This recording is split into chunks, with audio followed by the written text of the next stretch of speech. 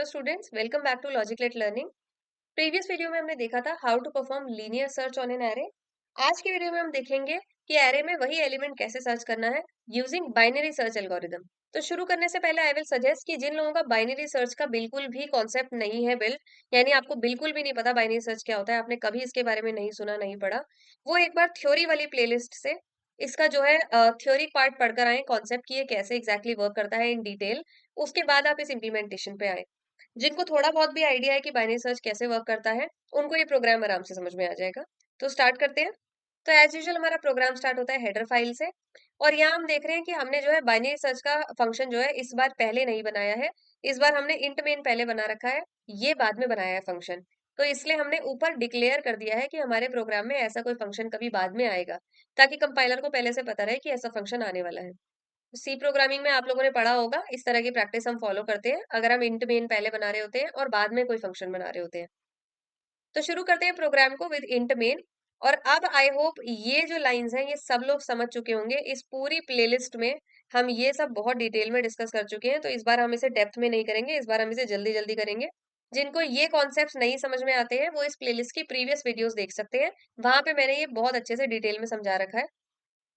तो अभी मैं यहाँ फटाफट ये काम कर रही हूँ कि बनाते हैं एक इंटीजर एरे जिसमें ये एलिमेंट सेव होंगे। बनाते हैं एक एन वेरिएबल इंटीजर टाइप का जिसमें एरे के नंबर ऑफ एलिमेंट्स कैलकुलेट करके लगाएंगे। और एक इंटीजर वेरिएबल बनाएंगे नम। तो ये बनके तैयार हो गए हैं हमारे तीनों वेरिएबल्स। इंटीजर टाइप का एरे जिसमें हमने ये सारे एलिमेंट्स सेव कर दिए हैं। एक इंटीजर टाइप का वेरिएबल नम जो भी खाली है, इसमें कोई वैल्यू नहीं है। और एक इंटीजर टाइप का वेरिएबल एन जिसमें कि हमने सेव किया है नंबर ऑफ एलिमेंट्स फाइंड करके। ये मैं पहले भी बता चुकी हूँ कि जब आपको किसी एरे के नंबर ऑफ एलिमेंट्स खुद हार्ड कोड ना कर रहे हो और फाइंड करने हो तो आप इस तरह फाइंड करते हैं कि साइज ऑफ फंक्शन जो है ये आपको मदद करता है कि कितनी बाइट्स इसने ले रखी है ये बताने में।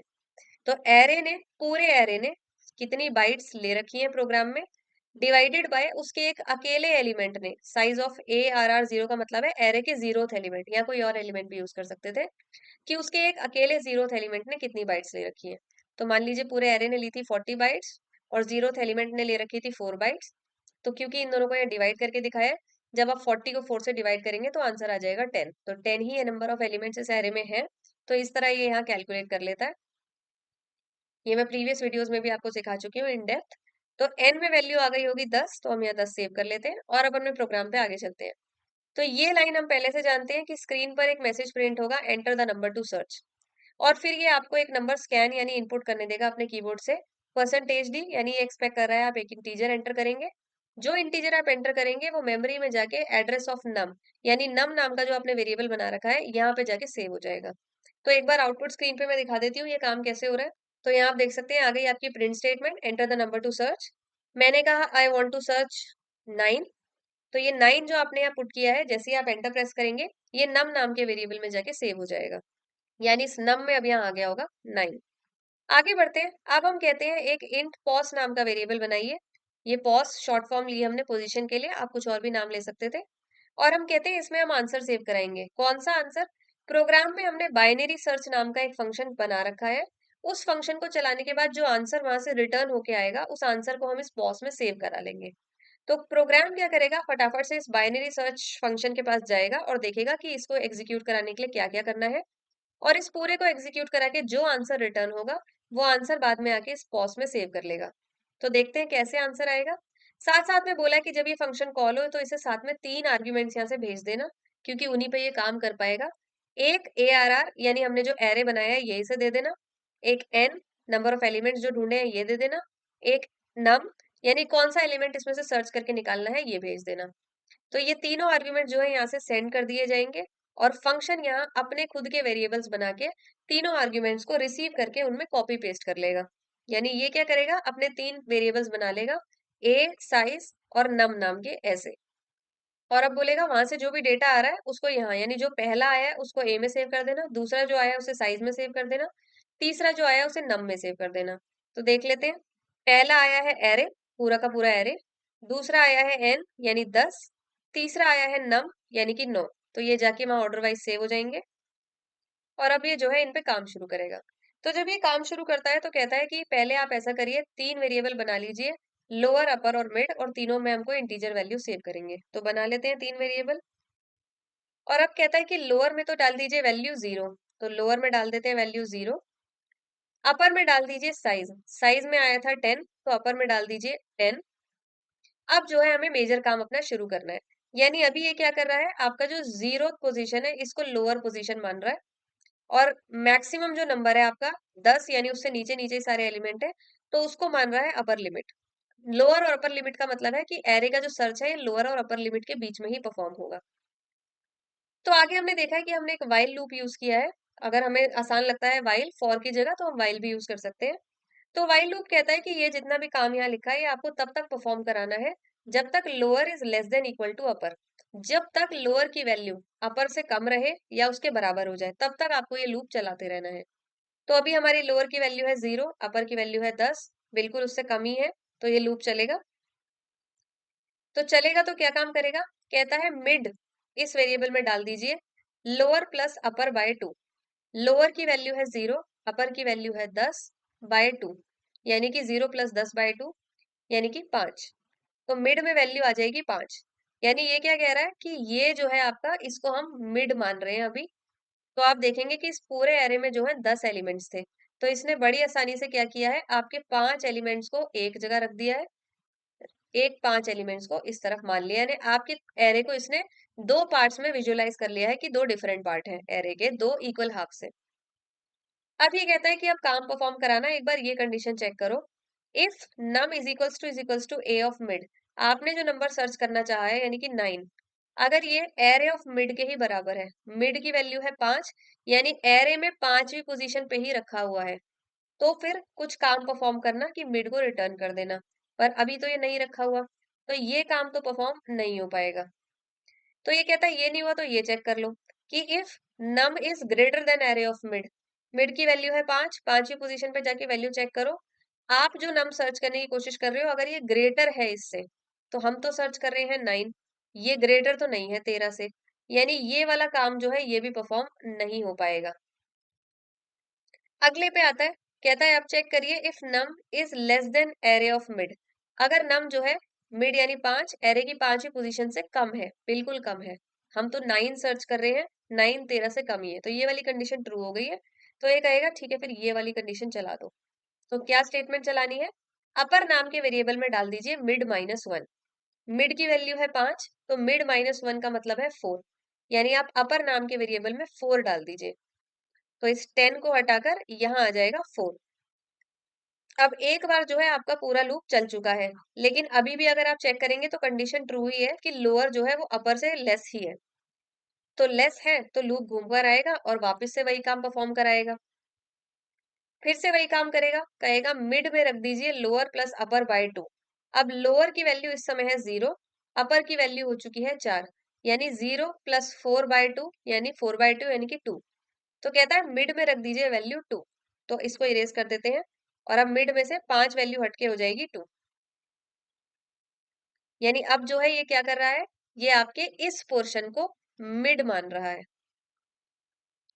और आपने ऑलरेडी देख लिया है कि अपर में तो 4 वैल्यू आ चुकी है, तो यानी इसको जो है ये अपर मान रहा है।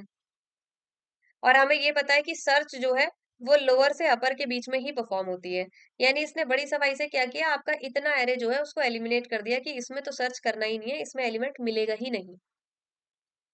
तो यही जो है बाइनरी सर्च की खासियत है कि ये अपने आप ही लोअर और मिड और अपर वेरिएबल्स को एडजस्ट करके आधे एरे को अपने आप ही हटा देता है। तो ये पार्ट जो है हट चुका है कि इसमें सर्च नहीं करना, सर्च होगी लोअर से अपर के बीच में। तो दोबारा से सर्च परफॉर्म करते हैं। तो फिर से कहता है चेक करो if num is equals to array of mid, mid की वैल्यू है 2, हम जो नम सर्च कर रहे हैं 9, क्या ये सेकंड पोजीशन पे है, नहीं है, नहीं है तो ये तो नहीं चल पाएगा, यानी मिड रिटर्न नहीं हो पाएगा।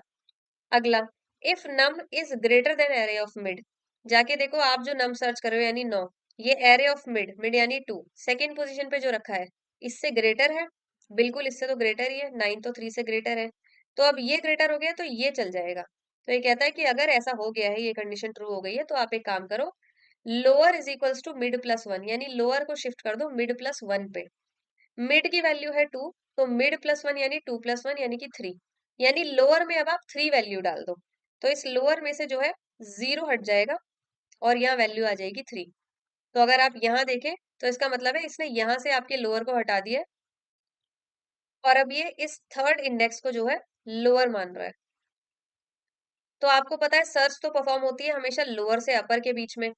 तो अब आपने देखा कि कितनी सफाई से इसने इतना जो पोर्शन है इसको भी कट करके अलग हटा दिया, क्योंकि सर्च जो है वो लोअर से अपर के बीच में ही परफॉर्म होगी। तो यानी आपका इतना पोर्शन रह गया बस कि इसी में अब सर्च परफॉर्म करनी है। तो ये काम करने के बाद ये इस कंडीशन को एक बार देखेगा तो सही, पर अब क्योंकि ये कंडीशन ट्रू ऑब्वियसली नहीं हो सकती, क्योंकि नम जब ग्रेटर देन मिड निकल गया है तो लेस देन मिड तो निकल ही नहीं सकता, तो ये तो नहीं चलेगा। अब वापस आके कंडीशन दोबारा चेक करेगा कि लूप अब एक बार और चलाना है कि नहीं। तो लूप की कंडीशन थी कि जब तक लोअर अपर से कम रहे या उसके बराबर रहे तब तक चलाते रहना। तो अभी भी हमारा जो लोअर है वो 3 है और अपर 4 है, कम ही है, तो अभी भी लूप चलाना है। तो फिर से चलाना है तो फिर से क्या करें, फिर से कहेगा मिड वेरिएबल जो है उसमें डाल दीजिए क्या, लोअर प्लस अपर बाय 2। अब हमारा लोअर जो है वो है 3, अपर है 4, यानी दोनों मिला के आ गया 7। 7/2 अगर आप करेंगे तो आंसर आता है 3.5। लेकिन हमें ध्यान होगा कि जब हमने ये लोअर अपर मिड बनाए थे तो हमने कहा था इंटीजर टाइप वेरिएबल्स हैं, ये फ्लोट टाइप वेरिएबल्स नहीं है। इंटीजर वेरिएबल्स कभी भी पॉइंट वाला पोर्शन सेव नहीं करते हैं। अगर आपने इसे फ्लोट डिक्लेयर करा होता तो ये 3.5 सेव कर पाता, पर क्योंकि एक इंटीजर है तो ये इस 0.5 को जो है ट्रंकेट कर देगा, हटा देगा और सिर्फ 3 को बचा के रखेगा। यानी हमने जो यहाँ पे कहा था कि मिड में सेव कर देना ये आंसर, तो इस आंसर का जो 3 बचा है वो जाके मिड में सेव हो जाएगा, यानी कि अब मिड में आ जाएगा 3। तो यानी कि अब मिड में 3 आ गया है तो आपका मिड जो है यहाँ से हटके यहाँ आ चुका है। तो हमें पता चल गया कि अब हमारे एरे में जो है डिवीजन करने का कोई भी स्कोप नहीं बचा, क्योंकि मेरा जो लोअर वेरिएबल है वो भी सेम जगह पॉइंट कर रहा है, मिड वेरिएबल है वो भी सेम जगह, दोनों 3 इंडेक्स पर ही पॉइंट कर रहे हैं। लोअर भी 3 है, मिड भी 3 है, यानी हमें अब ये पता चल गया कि आगे जो है एरे और डिवाइड तो नहीं होने वाला। तो आगे बढ़ जाते हैं। अब हम कहते हैं कि फिर से वही चेक कर लो, अगर नम जो है वो equal to array of mid के बराबर है, तो हम जो नम सर्च कर रहे थे वो है 9, मिड में इस समय वैल्यू है 3, तो एरे ऑफ 3 पे जाओ, थर्ड पोजीशन पे। इस पे जाके चेक करो जो वैल्यू रखी है क्या ये नम के बराबर है, बिल्कुल नम के बराबर है, अब तो नम के बराबर आ गई है। तो हम कहते हैं जैसे ये कंडीशन ट्रू हो जाती है वैसे ही आप जो है रिटर्न मिड कर दीजिए, मिड पे जो भी वैल्यू है उसे रिटर्न कर दीजिए। मिड में क्या वैल्यू है, 3, ये 3 वैल्यू रिटर्न हो जाएगी। ये देखिए हमें आंसर भी 3 पे ही मिला था, तो ये पोजीशन जो है ये रिटर्न हो जाएगी। तो जब रिटर्न होती है तो रिटर्न होके वापस जाती है यहाँ पे। और ये बात हमने पहले ही कर ली थी कि जब हम इस फंक्शन को चलाएंगे तो जो भी आंसर वहां से रिटर्न होके आएगा उसे हम पॉज में सेव करा लेंगे। तो यानी कि अब वहां से 3 रिटर्न होके आया है, ये 3 जो है पॉज में सेव हो गया होगा। अब ये इस आंसर को दिखाने से पहले एक चीज और परफॉर्म करेगा, कहेगा एक बार चेक कर लेते हैं कहीं पोजीशन -1 है, ऐसा तो नहीं है, क्योंकि -1 आने का भी स्कोप था, वो मैं भी आपको बताऊंगी।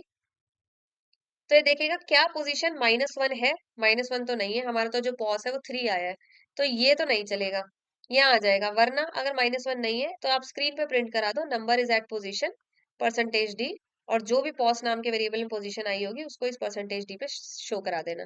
यानी आउटपुट स्क्रीन पे अगर आप देखेंगे तो अब ऐसे आ जाएगा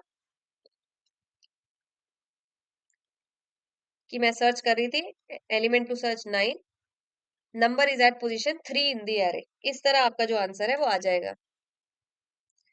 तो एक बार वो -1 वाला केस और देख लेते हैं कि हमने यहाँ देखा था कि एक रिटर्न -1 भी था जिसपे हम पहुंचे नहीं थे पर पहुंच सकते थे।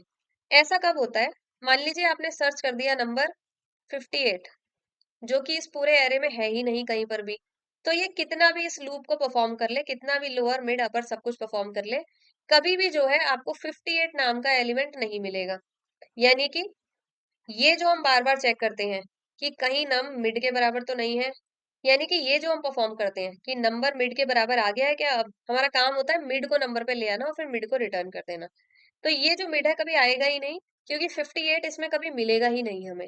तो 58 इसमें कभी है नहीं, यानी ये कभी रिटर्न ही नहीं हो पाएगा। और अगर रिटर्न नहीं हो पाएगी यहाँ से पोजीशन तो हमें कुछ तो दिखाना है। तो हम कहते हैं अगर ये पूरा लूप बार बार चलाने के बाद भी आपको आंसर कुछ रिटर्न नहीं होता है, तो लास्ट में जब लूप खत्म हो जाए, क्योंकि एक सिचुएशन ऐसी आएगी जब लोअर अपर से लेस या उसके बराबर नहीं रहेगा, करते करते करते स्लाइस करते करते देखिए अब इससे आगे तो कुछ नहीं बचा था ना। तो एक सिचुएशन ऐसी आएगी जब ये लूप खत्म हो जाएगा और तब भी आंसर नहीं निकला होगा। उस केस में जो है आप -1 रिटर्न कर देना, जैसे ही -1 आएगा हम मान लेंगे कि आपको इसमें वो एलिमेंट नहीं मिला। तो वही हमने यहाँ कहा था कि अगर पोजीशन जो है -1 रिटर्न हो गई, यानी वहां से -1 रिटर्न होके आता तो पोजीशन में -1 सेव हो जाता। तो अगर पॉस में -1 है तो आप कह देना number is not present in the array, और इसी के साथ आपका जो प्रोग्राम है वो खत्म हो जाता है। तो आई होप सबको बाइनरी सर्च का जो फंक्शनिंग है प्रोग्राम का वो समझ में आया होगा। अगेन अ रिमाइंडर कि अगर आपको ये एल्गोरिदम नहीं समझ में आई है कि लोअर कैसे शिफ्ट हो रहा है, अपर क्यों शिफ्ट हो रहा है, क्यों नहीं शिफ्ट हो रहा, मिड कैसे शिफ्ट हुआ, अगर आपको ये कॉन्सेप्ट क्लियर नहीं है, तो आप चैनल में डीएसए की थ्योरी वाली प्लेलिस्ट पे जाके पहले थ्योरी में इस कॉन्सेप्ट को अच्छे से समझे, उसके बाद आप इस प्रोग्राम को इम्प्लीमेंट करेंगे तो आपको बिल्कुल क्लियर हो जाएगा। तो आगे की वीडियोस में मिलेंगे और कॉन्सेप्ट्स के साथ। अगर आपको कंटेंट यूजफुल लगता है इस चैनल का, तो चैनल को सब्सक्राइब जरूर करें, वीडियोस को लाइक करें और शेयर करें अपने फ्रेंड्स के साथ, and help the channel grow, ताकि हम और सब्जेक्ट्स पर भी इस तरह की लेक्चर सीरीज निकाल सकें। Thanks for watching, stay tuned.